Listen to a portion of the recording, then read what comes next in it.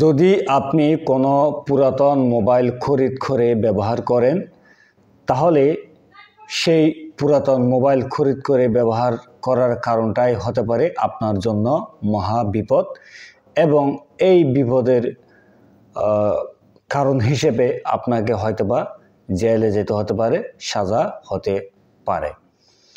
তো আজকে কেন পুরাতন মোবাইল নিলে বিপদ হতে পারে সেটি আলোচনা করব এই ভিডিওর মাধ্যমে। সঙ্গে আছি আমি অ্যাডভোকেট মোহাম্মদ ওমর ফারুক। দেখুন, আমাদের দেশে এখন মোবাইলের কারণে অর্থাৎ তথ্য প্রযুক্তির ব্যবহারের মাধ্যমে অনেক সাইবার ক্রাইম হচ্ছে।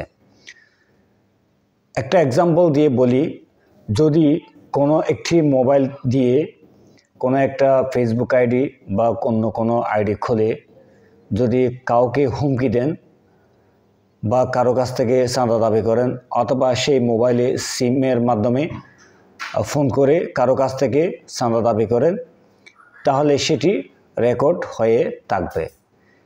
অথবা এমনও হতে পারে কারো মোবাইল ছিনতাই করে সেই মোবাইলটি নিয়ে গেছেন, পরবর্তীতে কোনো একটা মার্কেটে বিক্রি করে দিয়েছেন, আপনি সেই মার্কেট থেকে সেই মোবাইলটি খরিদ করেছেন, পরবর্তীতে পুলিশ ট্র্যাকিং করে সেই মোবাইলটা আপনার নিকট থেকে উদ্ধার করেছেন।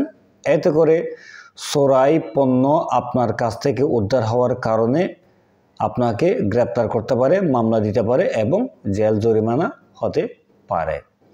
তাই পুরাতন মোবাইল নেওয়ার আগে খুব সাবধানতা অবলম্বন করবেন। যদি কখনো পুরাতন মোবাইল কিনতে হয়, যদি কোনো দোকান থেকে কিনেন, তাহলে সেই দোকানের মেমো নাম্বার এবং সেই মোবাইলের আইএমইআই নাম্বার অবশ্যই মিলিয়ে খরিদ করবেন এবং সেই দোকানদারের নিকট থেকে আপনি মেমো নেবেন।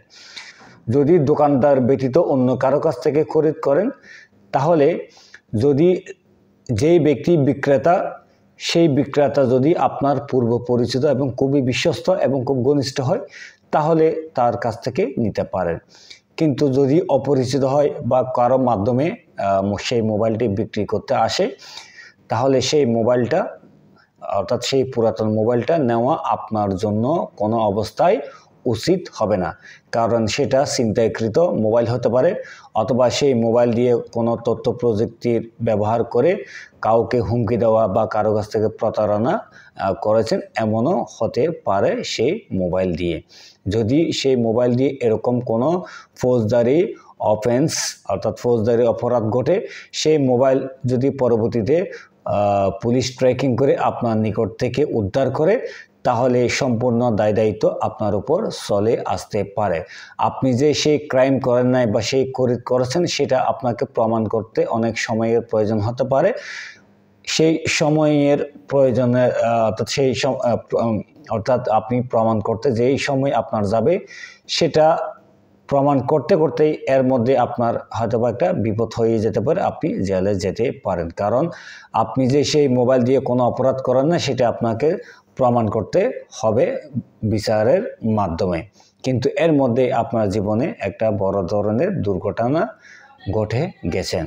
তাই পরিশেষে বলবো, পুরাতন মোবাইল নেওয়ার আগে অনেকবার ভেবে চিন্তে মোবাইল নেবেন। যদি কোনো দোকানদারের কাছ থেকে সেই পুরাতন মোবাইল খরিদ করেন, তাহলে সেই দোকানদারের নিকট থেকে সেই মোবাইলের মডেল নাম্বার, সেই মোবাইল আইএমইআই নাম্বার বিস্তারিত সব কিছু লিখে নিয়ে তারপরে মেমো নেবেন।